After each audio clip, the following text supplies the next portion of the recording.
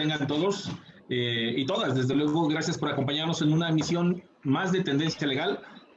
Hoy, a diferencia de las ocasiones y los meses anteriores, tenemos una sesión ya cada miércoles, ya no va a ser tentativamente cada 15 días, así que estén al pendiente de la información que les daremos a través de nuestras redes sociales para ubicar nuestra transmisión de cada miércoles. Entonces, nuevamente, gracias por acompañarnos. Tengo el gusto de presentarles, me acompaña como siempre, bueno, y cuando coincidimos, porque su agenda también es bastante atormentada, mi amigo, el maestro Carlos Pérez. ¿Qué tal, Carlos? ¿Cómo estás?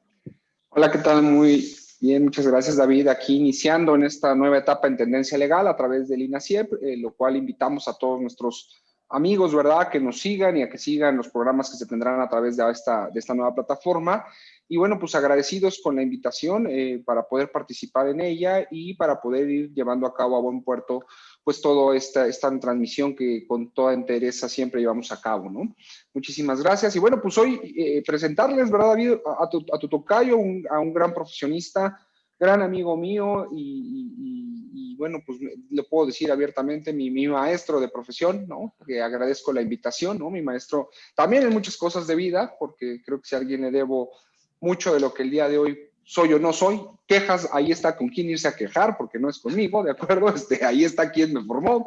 Entonces, invitarle un café para ahí en comentarios, pues pueden colocar las quejas, ¿de acuerdo? Entonces, pues muchas gracias a mi querido doctor David Merino, muchas gracias por apoyarnos en esta nueva etapa en Tendencia Legal, y pues damos la bienvenida. No me voy a permitir una muy breve semblanza, porque me podría tardar todo el programa en leer la currícula. Abogado de profesión, egresado de la Universidad de La Salle, maestro en docencia, maestro en impuestos, doctor en ciencias de lo fiscal, aparte tienes un postdoctorado, si no me equivoco, por ahí también, doctor, y adicionalmente y actualmente, ¿no?, coordinador del Grupo de Investigación, Análisis, Opinión de la Comisión de Transparencia y Anticorrupción de la Cámara de Diputados y un gran experto en todos los temas que el día de hoy platicaremos en el tema del derecho tecnológico. Bienvenido, doctor Merino. Hombre, muchísimas gracias. Y la verdad, pues encantado de estar aquí compartiendo con dos grandes abogados, sobre todo dos mejores personas y seres humanos, ¿no? Platicando aquí de algunos temas que nos gustan a todos y que obviamente pues tiene un desarrollo profesional a futuro, o bueno, al menos yo considero que tiene un desarrollo profesional a futuro. Gracias por la invitación y un saludo a todos los amigos. Bueno, ya habiendo comentado, Carlos, esta nueva etapa en la que vamos a incorporarnos a INASIEP Media, no solo nos van a encontrar nuestros videos a través de las redes sociales en Facebook de Tendencia Legal y nuestro canal de YouTube también Tendencia Legal, así que también búsquenos porque vamos a participar activamente atendiendo esta muy gentil y amable invitación de mi tocayo, el doctor David Merino, constantemente en INASIEP, así que por favor estén al pendiente de toda la transmisión de los programas que tenemos en las siguientes semanas subsecuentes. Bueno, pues vamos a hablar hoy, Carlos, nos aceptó la invitación David para platicar acerca de derecho tecnológico, como lo acabo de señalar. Ya vemos muchos, porque también me incluyo en un ramo amplio de este sector, que no estamos sumamente familiarizados o con una buena introducción en el tema o desarrollados o avanzados en el estudio, ni tampoco en la práctica, porque también ya se ha venido suscitando y cada vez vienen las modificaciones a distintas leyes para introducir esta parte del derecho que, como lo indica David, así como veíamos transparencia y acceso a la información, así como veían PLD y así veíamos otros, sin lugar a dudas el derecho tecnológico va a ser algo que sea un tema profuso en el desarrollo y la práctica, no solo de abogados, sino también de algunos otros profesionistas. ¿Qué nos puedes comentar inicialmente, Carlos, antes de cederle la palabra a nuestro invitado? Bueno, de entrada creo que estos temas de derecho tecnológico cada vez son más importantes. Primero déjenme presumirles, ¿verdad? Aquí en pantalla el libro del doctor, aquí está, ¿no? Introducción al derecho tecnológico, por favor, adquiéranlo, lo he leído y creo que estos temas de derecho tecnológico cada vez son más importantes, tanto en lo individual como en el marco de la empresa. Si nos situamos en el marco de los grupos empresariales, yo diré, ¿no? El tema de marco de derecho tecnológico, yo lo coloco en dos tesituras que se tienen que observar por parte de los empresarios. Uno, a través de un marco de la parte estratégica con un medio de contención, de vigilancia que se tiene que estar dando, y otro a través de cumplir con los marcos de compliance, ¿no? Los marcos de cumplimiento operativo. Creo que se ha dado un boom, pero creo que este es uno de los derechos que pues es menos conocido dentro del área legal, ¿no? El derecho tecnológico no es algo. Yo me acuerdo que cuando conocí a David, alguna vez tuve la oportunidad de ver su tesis de licenciatura en temas aeroespaciales, si no me equivoco, algo así, es su tesis, ¿verdad? Está publicada, por ahí la pueden encontrar ustedes en internet, y él ya empezaba a hablar de todos estos temas que el día de hoy, pues casi 20 años después estamos viviendo, y creo que el derecho tecnológico es eso, ¿no? Entonces, a mí me gustaría comenzar por ahí, querido doctor, en esta parte de qué es el derecho tecnológico y cómo influye su mecanismo de control dentro del marco de las empresas. Sí, claro, mira, efectivamente, hace 20 años me titulé por tesis porque pues no había de otra. Y entonces, obviamente, ahí el asunto fue pues, buscar una tesis innovadora de un tema que me gustara. Y efectivamente, mi tesis se llama El Derecho Espacial y su relación con las telecomunicaciones en México. Tenemos un antecedente, obviamente ya más moderno, vamos a decirlo así, con los temas del siglo XXI, pero realmente la tecnología pues ha formado parte de nosotros pues ya toda la vida, ¿no? Básicamente. Es decir, al día de hoy no podemos vivir, bueno, sí podemos, pero sería muy complicado vivir sin la tecnología. Es una parte fundamental y pues imprescindible, obviamente, dentro de lo que es nuestra vida diaria. Entonces, ¿qué es lo que nosotros buscamos desarrollar? Pues simplemente explicarle a la gente que la tecnología es parte de nuestra vida y por lo tanto, pues tiene que existir una regulación. Precisamente en ese libro, que déjate cuento que después de temas de pandemia y una adaptación y adecuación que hicimos del mismo libro, se va a enviar en esta misma semana para la tercera edición, ya con una editorial muy grande, que es Thomson Reuters. Tanto de Introducción al Derecho Tecnológico como el de Introducción a Derechos Humanos Digitales. Y una de las características o una de las partes más importantes, pues yo creo que es distinguir entre el derecho tecnológico y el derecho digital.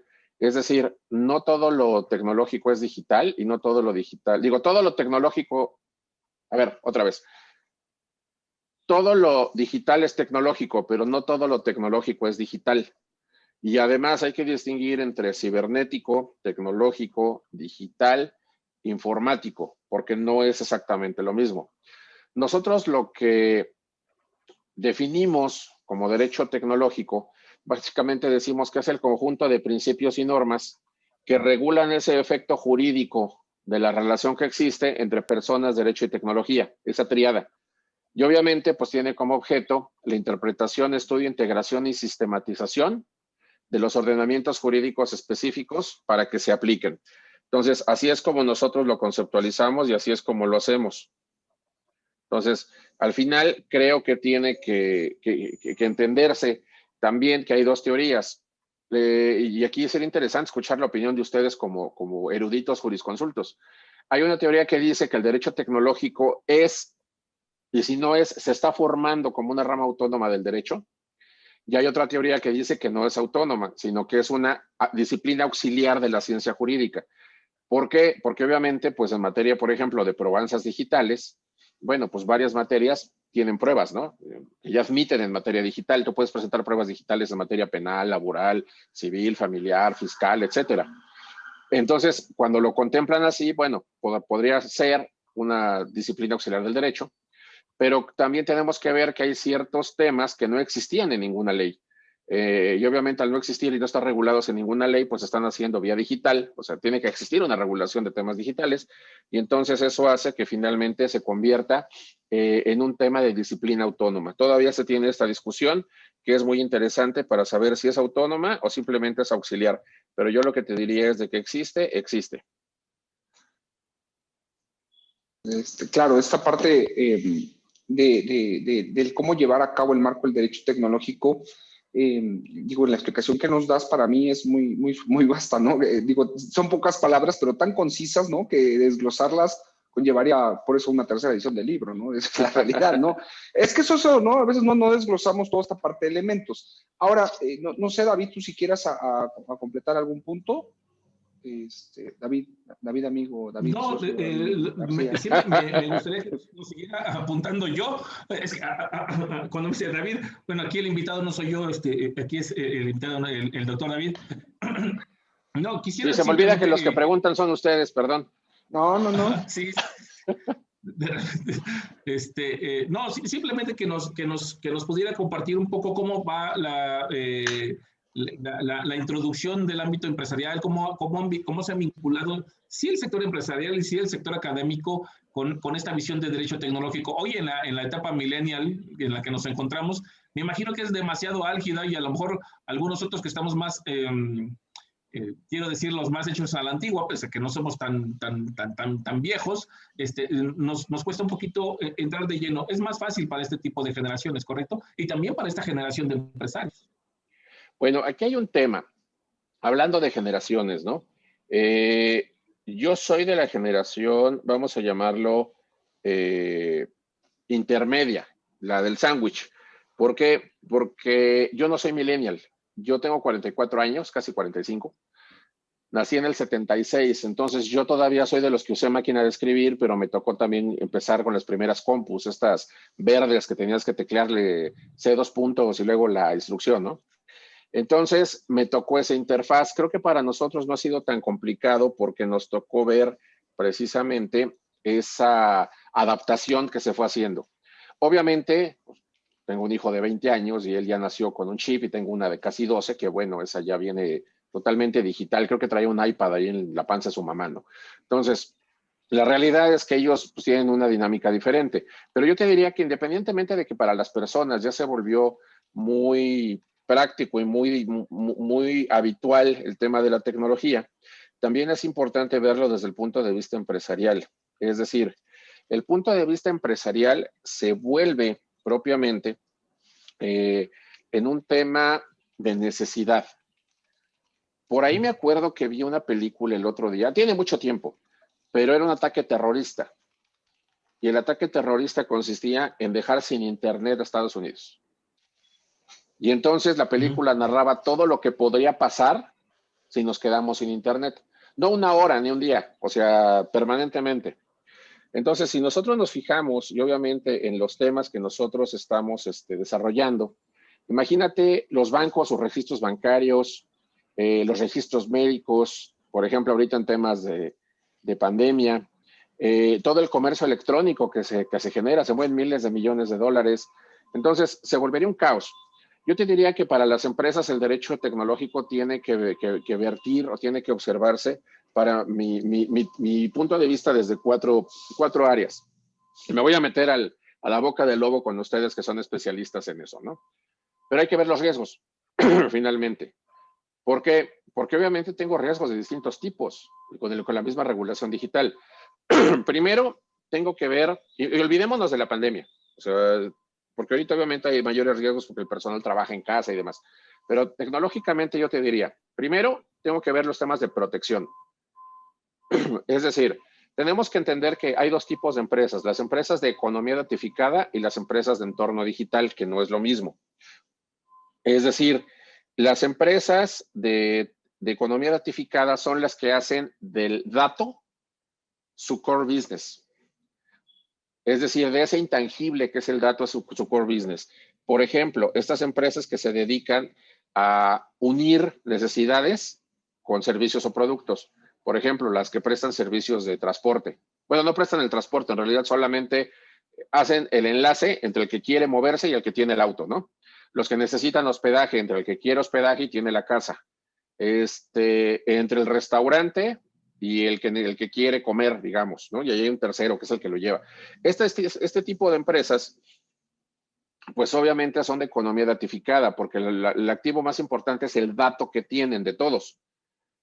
Pero hay que distinguirlas de las empresas que venden como una aerolínea o una empresa de hoteles, que venden a través de canales digitales. O sea, su negocio no es el dato, su negocio es la venta por el canal digital.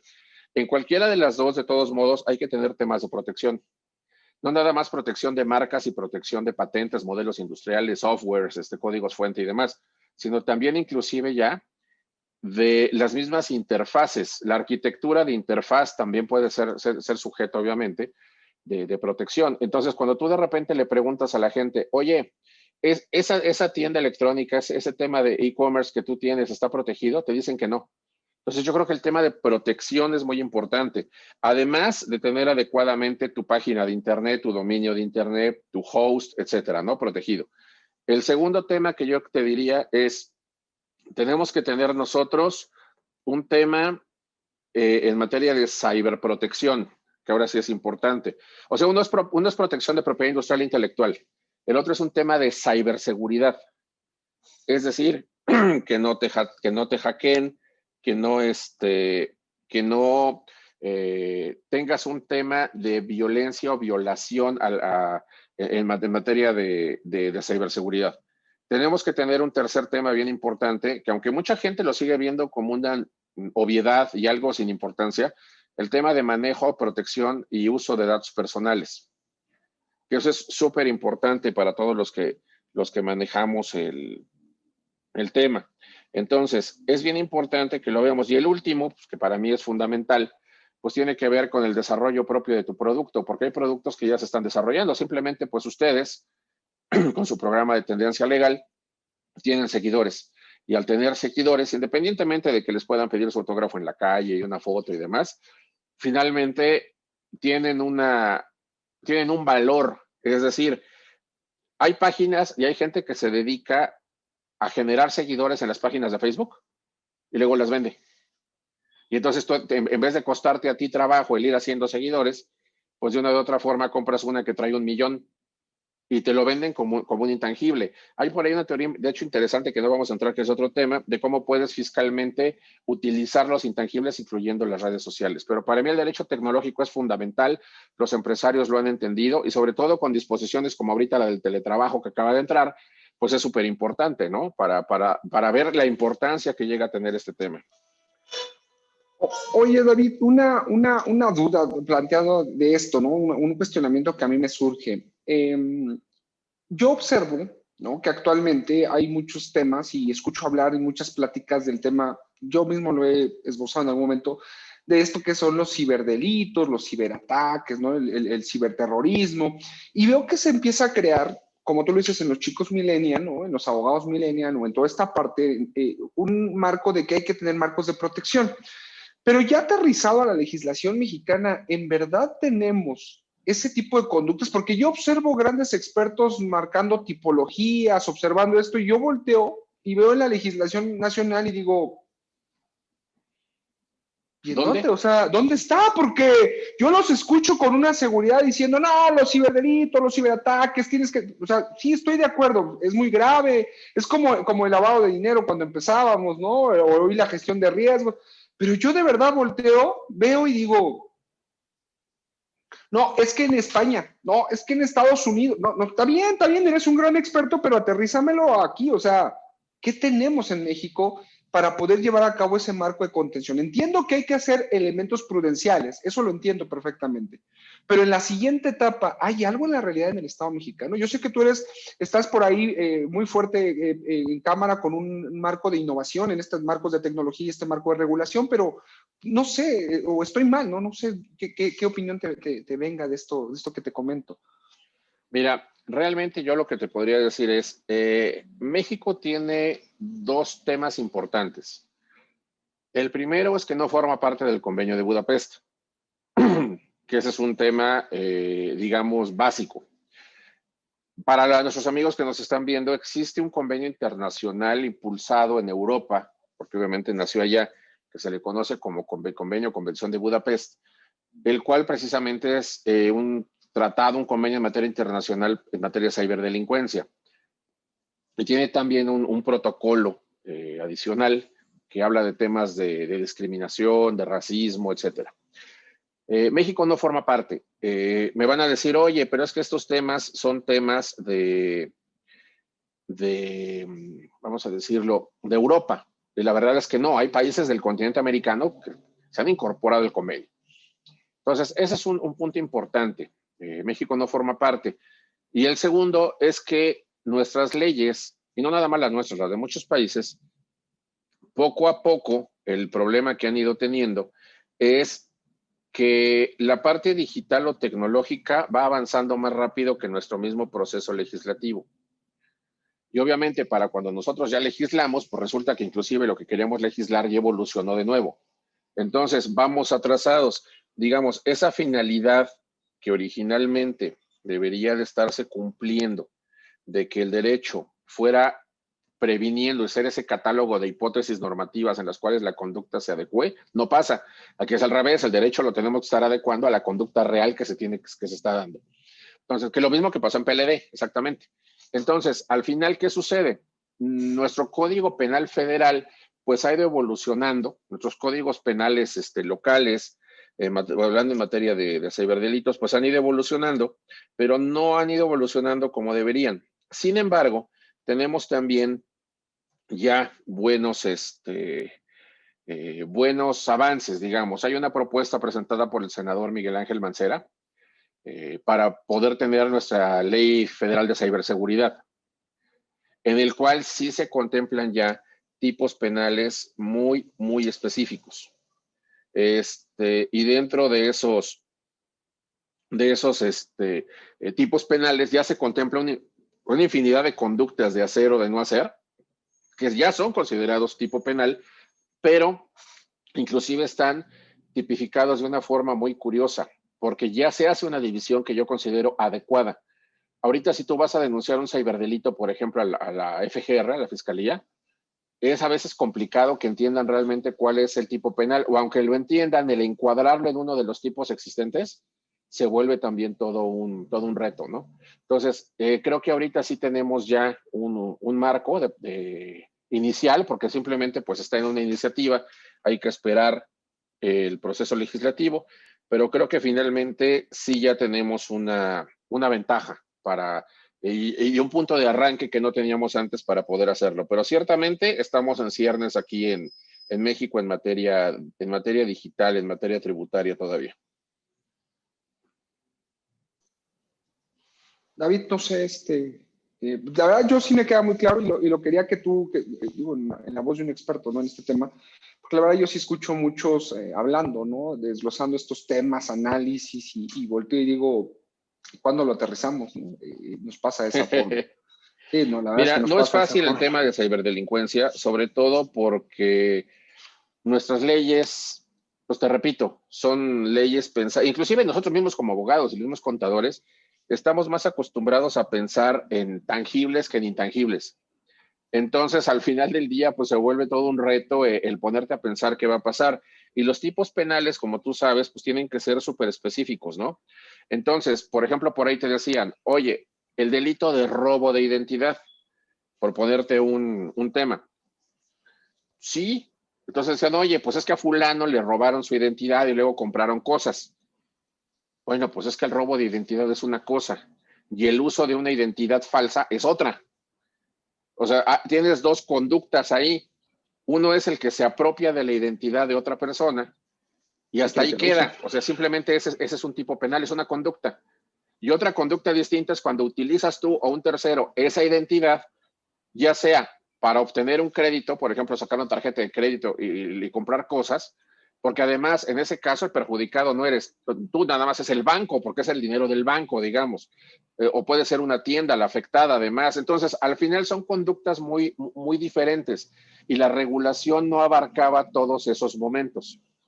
La propuesta de iniciativa que te digo sí contempla, por ejemplo, que una conducta es que tú accedas de forma ilegal a un sistema o a un equipo.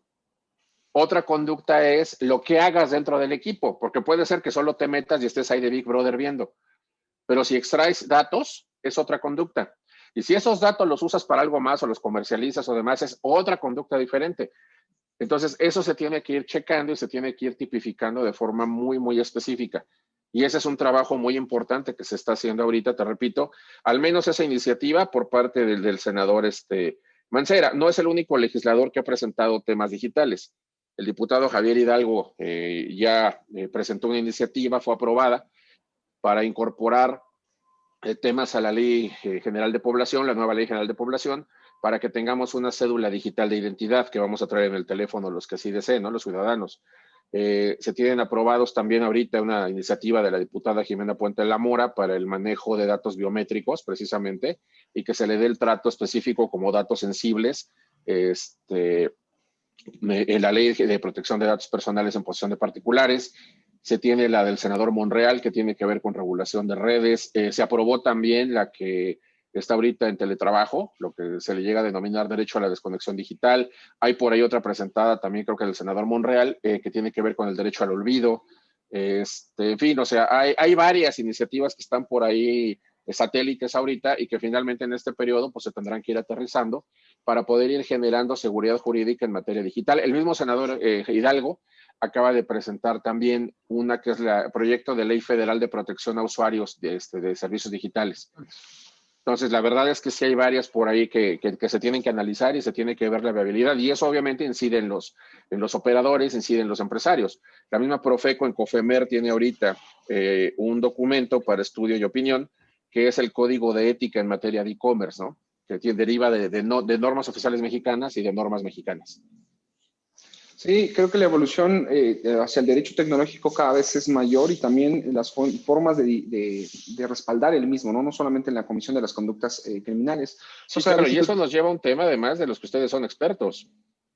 Con todas estas regulaciones que se están generando, ¿qué tan importantes van a ser las áreas de cumplimiento dentro de las empresas que tengan que ver con tecnología? Porque al final ya no nada más es supervisar la parte de protección de datos y tener tu oficial de cumplimiento, en dado caso, ahí que medio vea lo que se tenga que ver de otras regulaciones. Ya va a estar regulación digital específica. Entonces, ¿en qué caso te aplica, en qué caso no te aplica? Si se llegara a aprobar esta ley que ustedes conocen perfecto, la que presentó el senador Germán Martínez de responsabilidad empresarial, pues obviamente también se incidiría de una forma brutal, no nada más en esas empresas, pero si a esas empresas les pones toda la regulación adicional que tienen que estar viendo, pues vas a tener que tener forzosamente un compliance officer para ver que estés cumpliendo con toda, y especializado en temas digitales, además, que ese es un tema súper importante, ¿no? Sí, entonces, porque ahí van a hacer, digo, la obligación primero de capacitar en educación tecnológica a los trabajadores, que es uno de los derechos humanos que les va a respaldar, ¿no? Esta iniciativa que se presiona. Y adicionalmente, David, como bien lo enuncias, ya lo vimos, ¿no? Por lo menos a nivel estructural sabemos. Por ejemplo, alguna vez me acuerdo que en un programa platicábamos, ¿no? Esta parte de los riesgos estratégicos, hablando de elementos básicos, ¿no? La configuración en marco de riesgo solamente para el uso de tu red, ¿no? De tu IP como un marco que se va o que se busca que se denomine para los sujetos hasta en datos biométricos, ¿no? Que entre en esa categorización. No pudiera ser para una organización, pero que las empresas puedan llevar a cabo la detección de qué se realiza a través del sistema de Internet que se le tiene asignado. Muchas veces lo vemos como algo lejano, pero no, de ahí salen llamadas de extorsión, correos de extorsión, adquisición de productos de carácter ilegal como pornografía infantil, ¿no? Entonces, ¿cómo llevar a cabo ese marco o ese contenido? Porque ni siquiera estamos hablando, como tú lo dices, de todo lo demás y toda la información biométrica o información, perdón, digital que se da a través de los marcos, sino del punto básico, ¿para qué usa tu gente el Internet, no? Eso creo que es un tema que no se mide, pero en la convención de mayo del año pasado de la OCDE, de los principales compliance officers de las principales empresas a nivel mundial, es el que han tipificado después de ciberdelitos como el segundo o tercer mayor riesgo de toda empresa, ¿no? Y México parece ser que no lo volteamos y no lo observamos, ¿no? Entonces, aprovechando, digo, ya que David García ahora no quiere platicar, ¿no? Yo quiero una última duda. A mí me surge un cuestionamiento, digo, ya que estamos aquí, David, y preguntarlo, aparejado un poquito con lo que señalaba Carlos, no desde el aspecto técnico, pero sí desde el aspecto legislativo. El tema de la regulación de ciberdelitos, todos estos avances en la regulación del derecho tecnológico, el timing, ¿cómo está el timing de la determinación, discusión y aprobación de estas iniciativas versus todas otras que tenemos también de aspectos estructurales en el país? Esto lo menciono porque ciertamente las empresas sabemos que no tienen todas ellas una vocación de prevención, me explico, es decir, oye, ya está la iniciativa, ya debemos ir preparándonos, si no tenemos en algunos casos una actitud más reactiva. Ya se publicó la ley, ya nos dieron 60 días para ponernos las pilas en ciertas actividades. Y digo, y sin ánimo de de pedir efectos premonitorios, ni mucho menos, pero el timing en cuanto a la agenda legislativa, ¿qué tanto avanzaría en este tema de derecho tecnológico versus otro cúmulo de reformas que están ahí propuestas? Sí, claro. Mira, yo te diría que este periodo ordinario de sesiones es sumamente importante, porque de una u otra forma es el último periodo, digamos, de esta legislatura, y por lo tanto muchos de los temas que se tienen que tocar y que no se ha avanzado mucho, pues se tienen que aprobar. Digo, simplemente como comentario, pues te diría que la reforma a la ley antilavado, pues lleva ahí 3 periodos, y bueno, se espera que en este se pueda hacer algo, sobre todo para poder cumplir adecuadamente con los temas de Gafi. Ahora, un punto fundamental es, en materia digital, de regulación de derecho digital o tecnológico, sí tenemos nosotros que entender un punto fundamental. Es decir, los partidos políticos realizan su listado de prioridades y en el listado de agenda legislativa prioritaria del Grupo Parlamentario de Morena de este segundo periodo del tercer año, o sea, este periodo que está corriendo actualmente, que ya está corriendo, tenemos nosotros como prioritario, precisamente, un tema que es la regulación de redes digitales a través de una ley que se llamaría Ley Federal de Servicios, Mercados y Redes Digitales, además de un paquete de reformas a la Ley Federal de Telecomunicación y Radiodifusión, la Ley Federal de Protección de Datos Personales en posesión de particulares, la Ley Federal de Protección al Consumidor, el Código de Comercio y el Código Federal de Procedimientos Civiles. Entonces, esta Ley Federal de Servicios, Mercados y Redes Digitales sería el equivalente a lo que nosotros presentamos hace como año y medio en la Cámara, que le pusimos Ley Federal de Economía Datificada y Entorno Digital. El nombre es lo de menos, lo importante es que se regulen las redes y se regulen los servicios y se regule el entorno digital, porque como bien decía Carlos, no hay una ley, hay pedacitos en distintas leyes que regulan temas digitales. Por ejemplo, en materia fiscal, pues tenemos ahí la regulación de redes y el registro que tienen que hacer en el SAT, y si no, pues les bajan el switch, que paguen sus impuestos, etcétera. Pero al final eso es para efectos tributarios. No había una ley como tal que regulara el entorno digital. Esta podría ser un muy buen marco, esta Ley Federal de Servicios, Mercados y Redes Digitales, y de ahí para adelante, entonces empezar a configurar un marco jurídico. Yo sí te diría que esto está agendado para que pase, y además las iniciativas que yo te comenté ya están presentadas. O sea, no es nada más de que las van a hacer, ya están presentadas y algunas ya están dictaminadas. Entonces sería cuestión de que caminaran. Obviamente, pues hay que hacer vamos a decirlo, las consultas, los foros, los parlamentos abiertos o lo que sea que hacer, también porque eso es importante. No se trata de una imposición por parte del gobierno. Hay que entender que es una necesidad que se tiene, y así como cualquier otro servicio está regulado, el de telecomunicaciones, por ejemplo, pues también el digital tiene que estar regulado. Regular sí, pero sin censura, permitiendo la inversión y obviamente protegiendo al consumidor y al usuario, ¿no? Creo que me salió lo político ahí. No, creo que tienes toda la razón. Creo que cada vez es más necesario, pero sí creo que hace falta un marco de unificación. Quisiera darnos un minutito nada más para atender a lo que nos comentan aquí en redes sociales. Tengo la felicitación de algunos de nuestros algunos de nuestros radioescuchas. Muchísimas gracias, ¿no?, por estar aquí con nosotros. Por acá nos comenta el maestro Hamlet. Hamlet, un saludo, ¿cómo estás? Esperando que te encuentres bien. Aquí dice, en la materialidad del delito, el intangible. Claro, pues el objeto material respecto de la comisión de la conducta criminalizada, pues tendríamos que estar estipulando pues el intangible como el objeto material, si no, ¿sobre qué radicaría, no? Técnicamente, el problema es que la definición que se le tendría que dar a entender el intangible como un marco de digitalización, porque creo que ese es el problema en la definición. Y me permito poner un ejemplo, aprovechando.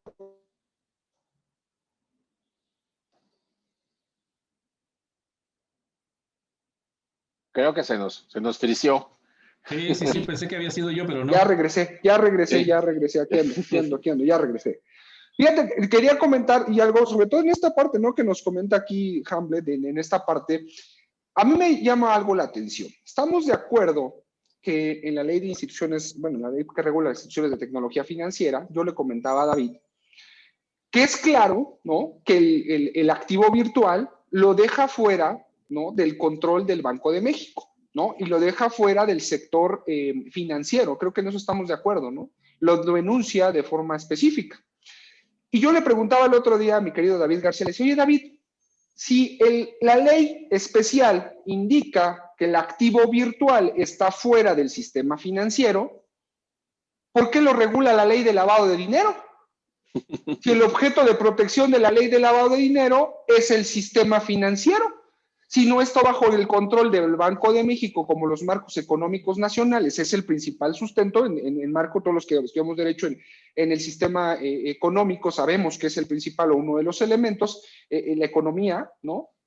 Y lo deja también fuera con su representación del Banco de México. Reitero, la infracción 16ª tiene un sentido lógico en el marco de prevención. No sé, David, si tú, doctor, si ahí tú tengas alguna idea, porque yo no acabo de entender. Me dicen que no es del sistema financiero y lo colocan para proteger al sistema financiero, algo que no pertenece al sistema financiero. Sí, yo creo que aquí es importante distinguir algo y ahora sí que hay que irnos a la fuente, ¿no? Nuestra ley FinTech, que bueno, ya sabes que no se llama así, pero o sea, Ley de Instituciones de Tecnología Financiera, la ITF, finalmente pues contempla, vamos a decirle, los activos virtuales, porque es como es el nombre técnico aquí en México, que para efectos prácticos pues ya sabemos que son las criptomonedas, ¿no?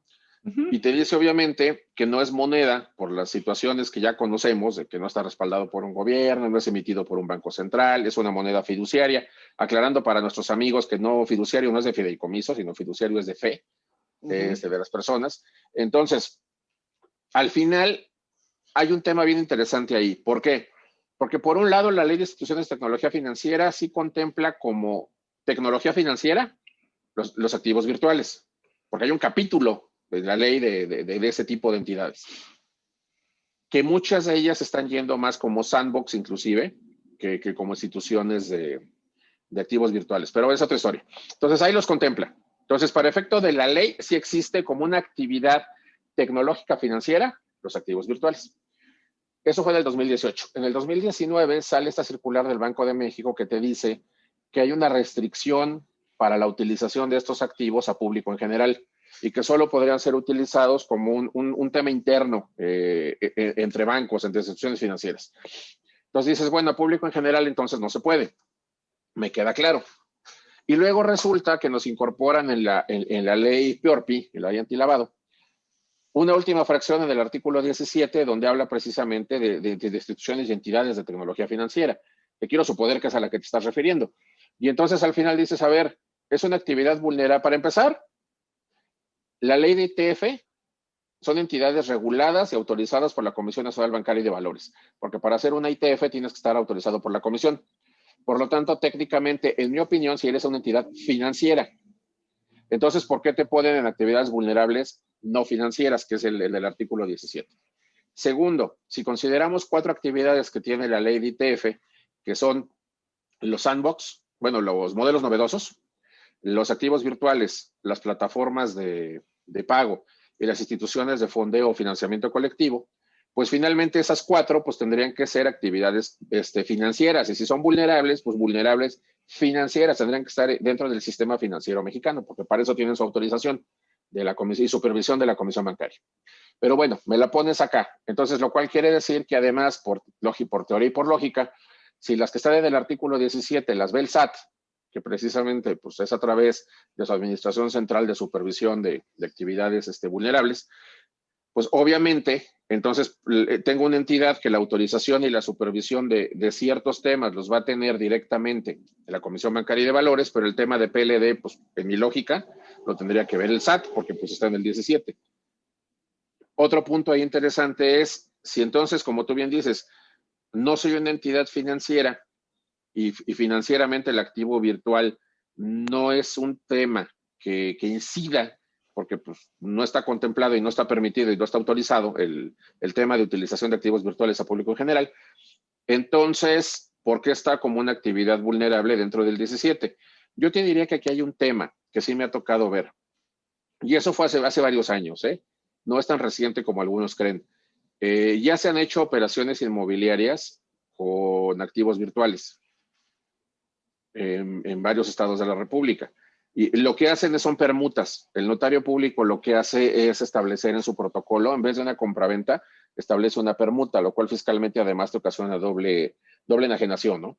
Pero es otro tema. Entonces, al final lo que hace es que establece que yo te doy un inmueble y tú me das a cambio, no sé, 5 millones de activos virtuales denominados tal, y yo te los tomo al valor de mercado de ese día, que es de tanto, y me doy por pagado. Entonces, al final del día, esa permuta, a lo mejor, y eso lo he escuchado en foros donde está la autoridad, te dice qué es lo que trata de proteger. O sea, si bien es cierto que no se pueden utilizar o disponer a público en general, tampoco puedes evitar que se usen como un medio de cambio. Entonces, al usarlo como medio de cambio, ellos lo toman como actividad vulnerable, porque entonces podrías llegar a no saber quién es el beneficiario final de esa transacción, toda vez que es un activo electrónico, y por ahí es por donde yo he escuchado que ellos se van, ¿no?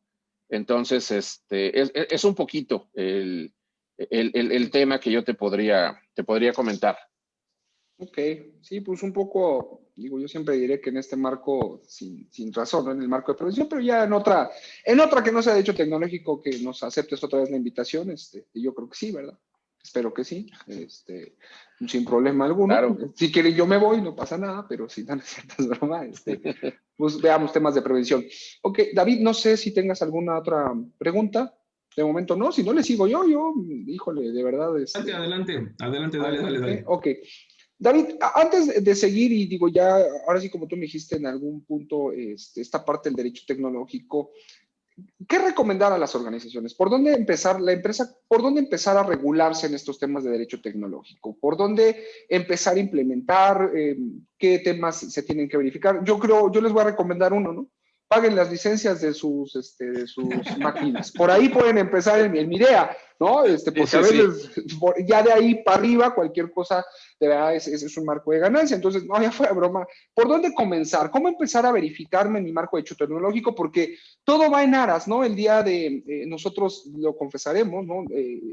Apenas hace unos días, ¿verdad, David? Estábamos revisando este tema de sellado de contratos a través de los proveedores de servicios mercantiles, ¿no? Como un marco de facilitación, porque pues también la pandemia, como bien lo dices, los elementos van tirando a eso y la propia marco de legalidad. Ese, por ejemplo, es un sistema de resguardo, ¿no? De los datos que vas obteniendo, pero a mí sí me gustaría conocer de ti, ¿por dónde empezamos? ¿Qué empezamos a verificar?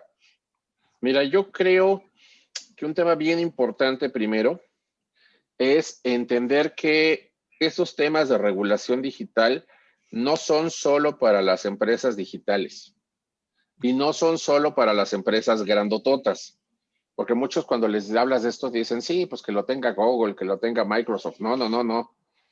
Si tú eres una empresa que vende lo que sea, pero lo vendes a través de una plataforma digital, es decir, utilizas una plataforma de e-commerce, la que quieras. Es más, puede ni siquiera ser tuya, puede ser de estas plataformas que están diseñadas para que un particular, un individual, le venda a otro individual a través de la plataforma, ¿no? Hay muchas, hay una ahí que es muy famosa que tiene 2 manitas así, que ahora son 2 codos. Otra que tiene también su plataforma ahora de canales de tele, ¿no? Entonces, todas esas al final, estás hablando de un tipo de e-commerce, person to person, peer to peer, y es bien importante porque inclusive si tú vendes ahí, pues hay un tema importante, pues tú también recibes datos personales de terceros. Es decir, yo registro mis datos en una plataforma, pero cuando te compro a ti te llegan esos datos para que tú hagas el envío. Si es que tú estás haciendo el envío directo, porque también ya sabemos que lo puede hacer directamente la empresa en ciertos casos, ¿no? Pero ese es un tema importante. Entonces, este tema es para cualquiera que realmente utiliza esas cuestiones. Yo te diría otro, inclusive si tienes una página de internet en temas digitales, el hecho de tener, obviamente, tu aviso de privacidad adecuadamente redactado, el tener tus derechos ARCO, obviamente, pero no nada más puestos ahí en los avisos, sino que verdaderamente funcione. Y las políticas, ¿no, amigo? Porque luego, aquí está mi aviso, y las políticas, ¿cuáles políticas?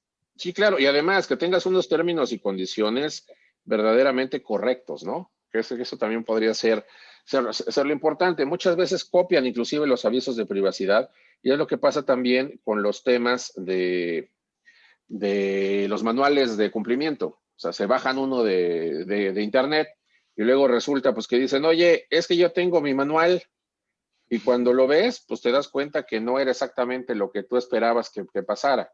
Entonces, creo que finalmente ahí sí tenemos que trabajar de una forma, primero para hacer conciencia y que la gente se dé cuenta de que esto es para todos. Dos, no le representa un costo, porque en realidad no lo es. Es más, hasta financieramente pueden tener ventajas. ¿Por qué? Porque obviamente un buen programa de cumplimiento normativo en materia digital tiene como beneficio o puede tener como beneficio además que es un activo intangible en términos de la norma de información financiera C8. Y entonces al estar dentro de la NIF C8 tiene beneficios fiscales además para la propia empresa, fiscales y financieros. Entonces, sí creo que es muy importante que nosotros vayamos trabajando en eso. Por ahí tendrían que empezar las empresas. Y segundo, capacitarse.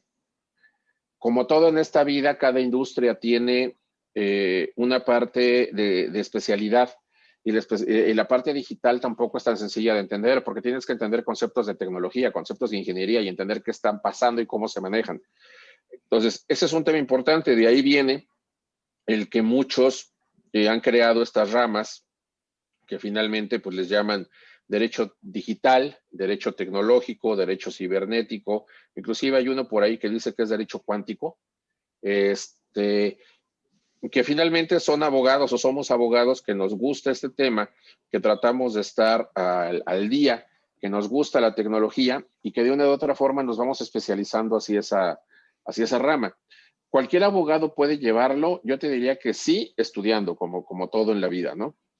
Pero al final del día tiene que entender que no nada más es aprenderte las regulaciones, sino es entender otros tantos conceptos que se van dando, como es, por ejemplo, el de gestión de riesgos, como puede ser también el tema de temas financieros que estábamos platicando ahorita, temas penales, que si bien es cierto, si hay un problema de ciberdelincuencia, a lo mejor tú no vas y inicias la carpeta de investigación, eso lo hace el penalista, pero tú das todo el fondo y todo el soporte para poder estructurar verdaderamente la aplicación de esas ramas digitales o esas ramas tecnológicas, ¿no?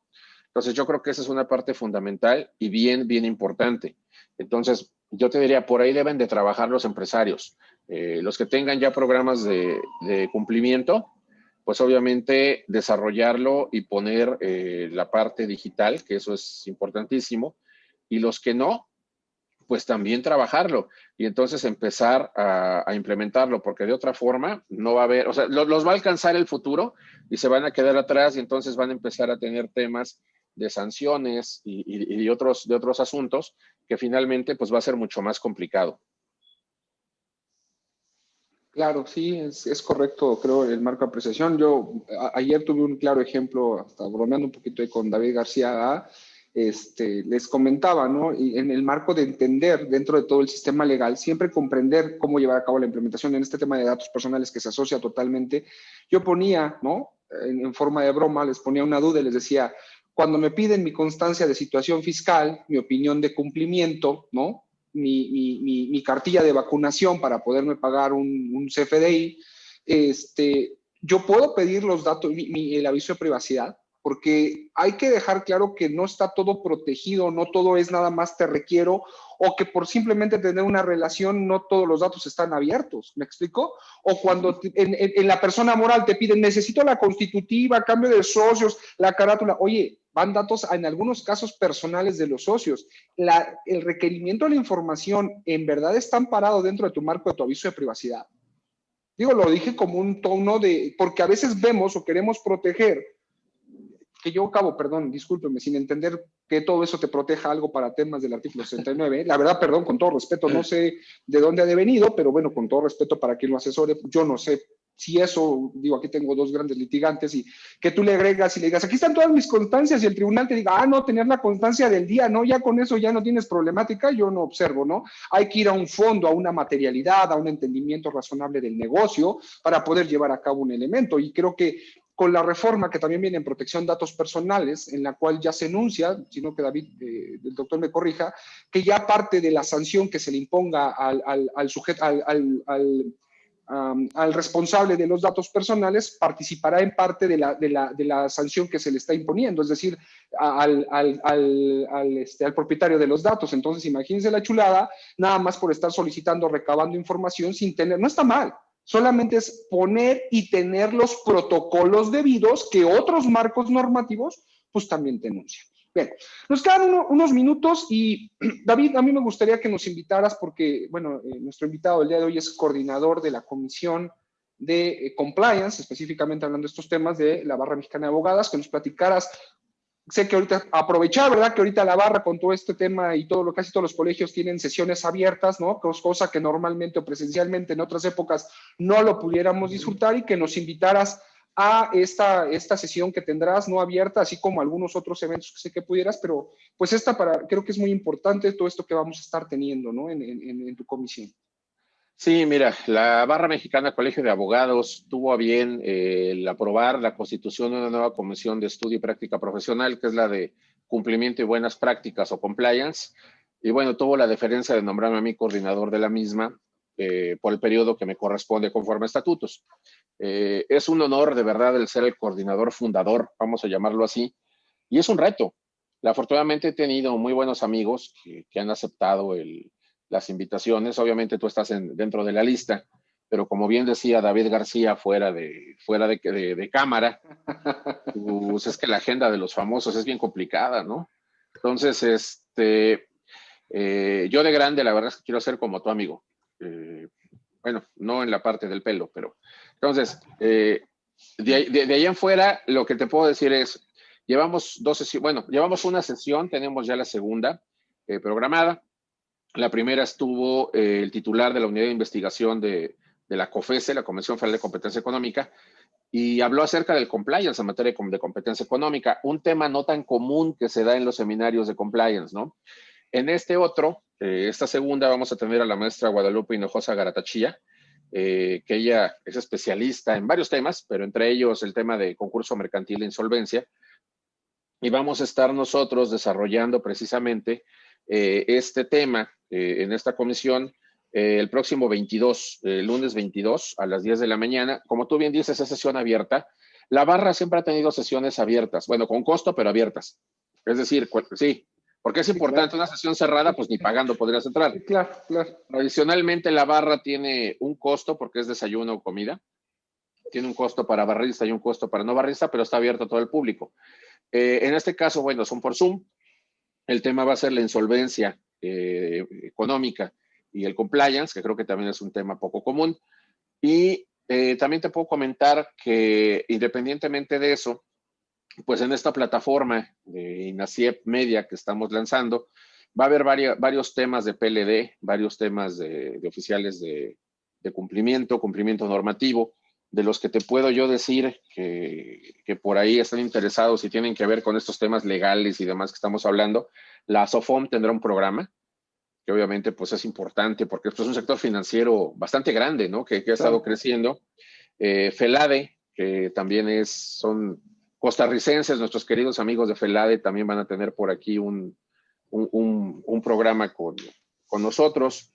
AMPI Ciudad de México también tendrá uno, y el tema de cumplimiento normativo en materia inmobiliaria, pues es un tema que también se va a estar viendo. El Colegio de Corredores Públicos del Distrito Federal también va a tener ahí su hora semanal, y hay muchos temas de cumplimiento normativo en fe pública. Entonces, el tema de cumplimiento normativo se ha ido dando, y obviamente temas de derecho tecnológico, pues estaremos teniendo con un programa que yo estaré teniendo también de forma semanal, en el que estaremos tocando precisamente estos temas, ¿no? Entonces, creo que hay mucho por hacer en esta materia de regulación digital. Este va a ser un año, no nada más este periodo, un año muy interesante, o sea, hasta diciembre, porque es el año de la regulación digital en México realmente. La pandemia nos obligó a darnos cuenta de que lo digital pues era sí o sí, que eso ya no había de otro. Y obviamente, pues tuvimos que darnos cuenta que la regulación se tenía que implementar, porque de otra forma se quedaría acéfalo todo. Ok, pues ahí está, amigos, invitados a estos eventos, y de verdad no se pierdan toda la programación que tendremos aquí en INACIEP. David García, nos quedan un par de minutitos. No sé si quisiera cerrar con algún mensaje del programa. Sí, adicionalmente, a reiterar mi invitación a que sigan el canal de INACIEP para dar y participar en estos programas que nos acaba de mencionar el doctor David Merino. También seguirnos en las plataformas de Tendencia Legal. Tenemos también nuestros próximos programas en esta plataforma y también hacerlos partícipes de los cursos que tenemos en CEIDE. Estimado Carlos, tenemos próximamente por ahí, vamos a platicar, tenemos todo un seminario de PLD. De complemento de prevención de lavado de dinero para actividades vulnerables.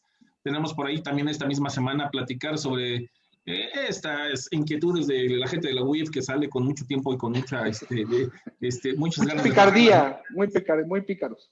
Sí, con el tema de los préstamos intercompañías, ya sabes que salen con iniciativas, salen con ánimo de justificar el sueldo, pero vamos a platicar acerca de esta controvertida actualización de criterio que publicaron el 11 de enero pasado en relación con los préstamos intercompañías. Es esta misma semana, entre otros temas, por ahí vamos a tener más. Síganos en Tendencia Legal, en CEIDE Consultores, y pues no me queda más que de mi parte agradecerte, Tocayo, la invitación a comentarnos toda esta parte de tu experiencia, tu labor legislativa que realizas, y pues seguirte en redes sociales también. Si nos das tus redes sociales, por favor. Claro que sí, me pueden seguir en DR David Merino en Facebook y en Twitter como @DavidMerinoT. Ahí con mucho gusto nos dará gusto el leer sus comentarios. Gracias por acompañarnos el día de hoy y ojalá les haya gustado este programa con dos extraordinarias personas y magníficos conductores. Muchísimas gracias. Yo ya nada más para cerrar. Muchísimas gracias, amigos. David, como siempre, un gusto. Lo reitero y para quien no me escuchó al principio, es mi maestro de vida, quien le agradezco tantas cosas en lo profesional y en lo personal. Te agradezco permitirnos que Tendencia Legal fuera quien diera la patadita de salida de este gran proyecto que sé que se va a llevar a cabo. Y para mí siempre mi cariño, mi admiración para contigo. Y antes de irme, nada más porque luego nos van a decir alguien que nosotros tres conocemos que anda en Francia y que alega que nunca le dejamos. Nuestro querido chinito José Moreno, pues que nos está escuchando en Francia y que está desvelándose y no sé qué tanto, no sé por qué, porque es temprano allá, pero bueno, temprano, tarde, noche. Pero saludos, amigo, hasta Francia y un gusto, ojalá algún día también nos acompañes por aquí. Y bueno, pues no nos queda nada más que muchísimas gracias y no se pierdan la programación que tenemos aquí en INACIEP. Acompáñenos en este proyecto y verán que tendremos grandes expertos, grandes programas y bueno, pues nos vemos en otra emisión de Tendencia Legal. Muchísimas gracias. Que tengan un excelente día. Hasta luego. Hasta luego.